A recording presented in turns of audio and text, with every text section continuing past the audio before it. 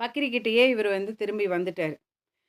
இப்போ ஹுக்கா குடிப்பதற்கு தயாராயிடுச்சு. அந்த புகைய வலிக்கிறதுக்கான ஒரு இதுல அந்த ஹுக்கா தயாராயிடுச்சு. ஆனா 2 பொருள்கள் அதுக்கு தேவைப்பட்டுச்சு. என்னன்னா, 1 குழாயை பற்ற வைப்பதற்கு நெருப்பு. நெருப்பு இருந்தா தானே புகைக்க முடியும். அதுக்கு தேவையான நெருப்பும் தேவைப்படு, அப்புறம் புகை இழுக்கப்படும் ஒரு துண்டு துணியை நனைப்பதற்கு வேண்டிய தண்ணீர். ஸோ நெருப்பும் வேணும், தண்ணியும் வேணும். 2 பொருட்கள் தேவைப்பட்டுச்சா? இப்ப பக்ரி என்ன பண்ணாரு, தன்னுடைய கையில இருக்கிற கத்திய எடுத்து, பட்டார்ன்னு அந்த நிலத்தில ஓங்கி ஒரு அற அடிச்சாரு. அடிச்ச உடனேயே, ஒரு எரியிற நிலக்கரி நெருப்பு துண்டம் விழுந்துச்சு. அடிச்ச உடனே பூமியிலேருந்து என்ன வந்துச்சு? நெருப்பு துண்டம்.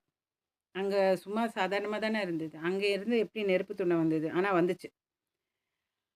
அதுக்கப்புறம் அங்க இருந்து நீரும் வெளிய வர ஆரம்பிச்சுருச்சு. நீர்